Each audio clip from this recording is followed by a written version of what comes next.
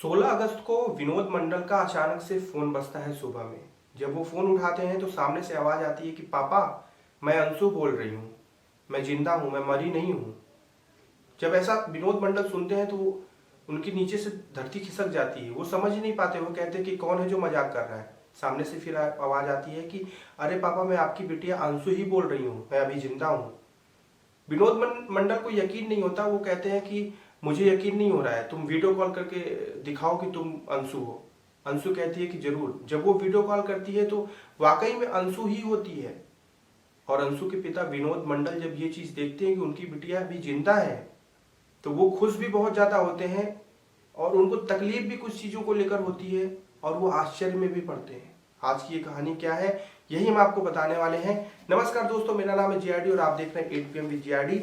चलिए इस कहानी की शुरुआत करते हैं। ये कहानी है पूर्णिया बिहार की। पूर्णिया बिहार का एक शहर है, काफी विख्यात है।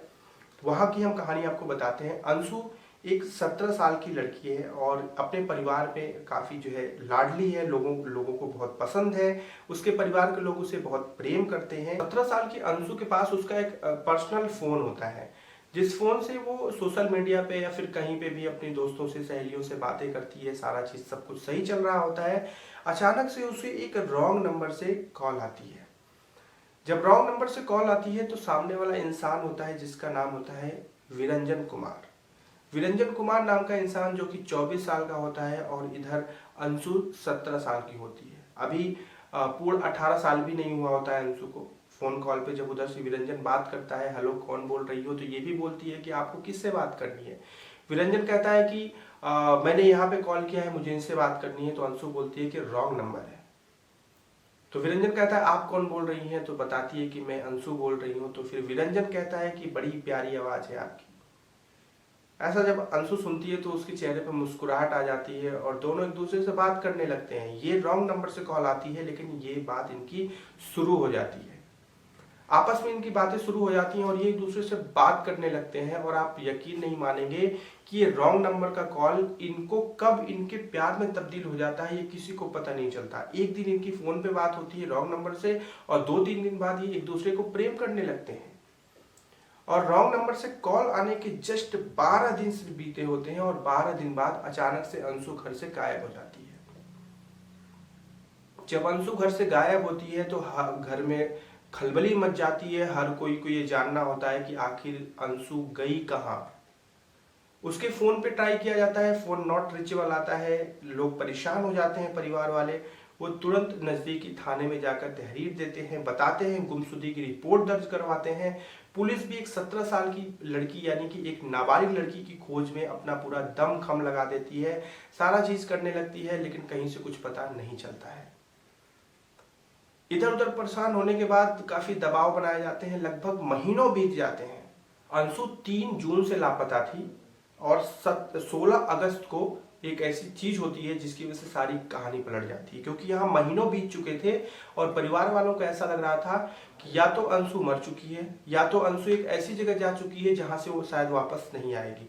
पुलिस वालों को भी ऐसा लगने लगा कि आखिर अंशु चली कहाँ गई। परिवार वाले काफी निराश हो चुके थे।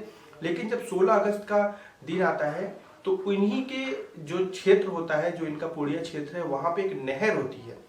उस नहर में एक शव बरामद किया जाता है जो कि एक लड़की का शव होता है। और जब वो लड़की का शव मिलता है तो पुलिस को ऐसा लगता है कि 1 महीने पहले अंशु की लापता की रिपोर्ट दर्ज करवाई गई थी। आज तक पुलिस उसको खोज रही है और ये भी एक लड़की का शव है, तो कहीं इसकी जो है पहचान करवाई जाए, कहीं ये अंशु का ही शव तो नहीं है। इसके बाद परिवार वालों को बुलाया जाता है फोन करके। 16 अगस्त का ये दिन था। 16 अगस्त को परिवार वाले वहां नहर किनारे जाते हैं, शव का पहचान करते हैं। तो शव काफी पुराना होने की वजह से चेहरे से तो कोई पहचान नहीं हो पाती, लेकिन कद काठी और बनावट देखकर हर किसी को ऐसा लगने लगता है कि ये अंशु ही है। और इस चीज पे यकीन भी लोग तुरंत कर लेते हैं क्योंकि महीनों से वो गायब थी और उसका कोई अता पता नहीं था। तो जब ऐसा होता है तो फिर पुलिस वालों को भी लगता है कि शायद ये अंशु ही है और परिवार वालों को भी लगता है कि ये अंशु ही है।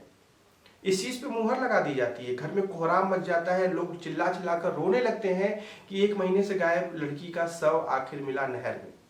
अब लोगों को ये जानना था कि ये शव यहाँ पे आया कैसे, क्या किसी ने हत्या की, क्या किसी ने क्या किया। पुलिस के सामने जब दूसरी चेतावनी थी कि अब ये पता करना था कि ये शव यहाँ पे आया कैसे। पुलिस अपने दूसरे काम में लग जाती है। इधर जो शव है उसे जो है परिवारजनों को जो है सौंप दिया जाता है, यानी कि अंशु के परिवार वालों को उस शव को दे दिया जाता है। अंशु के परिवार वाले 16 अगस्त को ही रात को उसका शाम को उसका अंतिम संस्कार कर देते हैं, और अंतिम संस्कार जब करते हैं तो ये एक बड़ी सूचना, बड़ी न्यूज बन जाती है। न्यूज बनने के बाद ये चीज हर अखबार में, हर मीडिया में लगभग छप जाती है। वहाँ के जो लोकल न्यूज एजेंसियां हैं वो इसको कवर करती हैं, और जब ये न्यूज फैलती है तो अगली जब सुबह होती है तो अंशु जो अपने प्रेमी के साथ 12 दिन के मात्र प्यार में भाग चुकी थी घर से, उसको ये सूचना मिलती है। जब वो न्यूज में ये पढ़ती है कि उसके परिवार वाले उसका अंतिम संस्कार कर चुके हैं और जो है अंशु नाम की लड़की का शव मिला है नहर पे, तो वो भी चकपका जाती है अंदर से। वो भी सोचती है कि अरे ऐसे कैसे, मैं तो जिंदा हूं, ये किस लड़की का इन्होंने अंतिम संस्कार कर दिया। उस दौरान वो अपने घर पे फोन करके ये चीज बोलती है कि पापा मैं जिंदा हूं, मैं आपकी अंशु बोल रही हूँ। वीडियो कॉल पे जब इस चीज की पुष्टि होती है तो पुलिस का माथा खनक जाता है, और हर किसी को यही चीज समझ में आने लगती है कि इतनी भारी चूक कैसे हो सकती है। एक तरफ जहां पर ये चीज देखी गई कि शव मिला और उसकी पुष्टि कर दी गई कि ये अंशु का शव है, दूसरी तरफ अंशु जिंदा है। तो आखिर जब अंशु जिंदा है तो वो शव किसका था? पहली बात किसका था, दूसरी बात वहां कैसे पहुंचा? अब यहाँ पे कई सारे प्रश्न खड़े होने लगे, लेकिन ये जो आज की कहानी थी इतनी बड़ी हाईलाइट बन गई उस जगह की। हर कोई ये चीज कहने लगा कि 12 दिन के रॉन्ग नंबर से सिर्फ 12 दिन पे कोई लड़की इतनी कैसे मोटिवेट हो जाती है कि वो अपने घर परिवार सबको छोड़कर वहां से चली जाती है। और अगर ये सूचना नहीं प्रसारित की गई होती, अगर न्यूज पे ये चीज नहीं आती कि वहां पर किसी लड़की का शव मिला, वो अंशु का शव था जिसका अंतिम संस्कार परिवार वालों ने कर दिया, तो शायद ये अंशु नाम की लड़की कभी अपने परिवार को फोन भी ना करती। अपने पिता को ये बताती है कि मैं जो है विरंजन कुमार नाम के लड़के के साथ रह रही हूँ, बहुत अच्छा इंसान है और उसी के साथ मैं अपना जीवन यापन करूंगी। मैंने भागकर शादी कर ली है, शादी वादी सब कुछ हो गई है, मैं अब आराम से पति पत्नी की तरह रहती हूँ। परिवार वाले भाड़ में जाए, इतना परेशान थे, इतना सब कुछ थे। बिटिया के नाम पे किसी और लड़की का शव मिला, उसको बिटिया समझ के जो है रोए गाए, उसका अंतिम संस्कार भी किए, और आज बिटिया कहती है कि मैं जिंदा हूँ। कहाँ चूक हुई, किससे चूक हुई? परिवार वालों से हुई, पुलिस वालों से हुई, किससे हुई? किसी को कुछ नहीं पता। इस पे आगे की कार्रवाई चल रही है। पुलिस के सामने इस चीज की चुनौती है। उन्हें पहले तो ये पता करना है कि वो शव जो जला वो किसका था। पहले तो उसकी पहचान अब कहाँ से करेंगे? अंतिम संस्कार हो चुका है, बस जो फोटोग्राफ वगैरह खींचे होंगे उन्हीं से पहचान कर पाएंगे। और फिर पुलिस को ये भी पता करना होगा कि आखिर ये लड़की का शव नहर में आया कैसे, क्या मार के फेंका गया, बलात्कार किया गया या क्या किया गया। बहुत सारी चेतावनियां थी, लेकिन ये कहानी इस चीज को समझाती है और दर्शाती है कि हमारे घर में हमारे कोई भी हो, कोई कितने भी खास हो, कैसे भी हो, लेकिन जरूरत इस चीज की है कि हमें सतर्क और सावधान और निगरानी रखनी है हमेशा हर चीज पे। कब क्या कौन सी चीज हो जाए कोई नहीं जानता। अंशु पर लोगों का बड़ा विश्वास था, घर वालों का, लेकिन बस पता नहीं 12 दिन में उसे ऐसा क्या हो गया कि रॉन्ग नंबर से कॉल आई और 12 दिन में उसको घर परिवार किसी का मोह माया उसको नहीं सताया और वो अपने प्रेमी के साथ फरार हो गई। खैर, ये आज की कहानी थी। आप क्या कहना चाहते हैं कमेंट करके जरूर बताइएगा। मैं मिलूंगा कल एक नई कहानी के साथ। तब तक रखिएगा अपना ध्यान।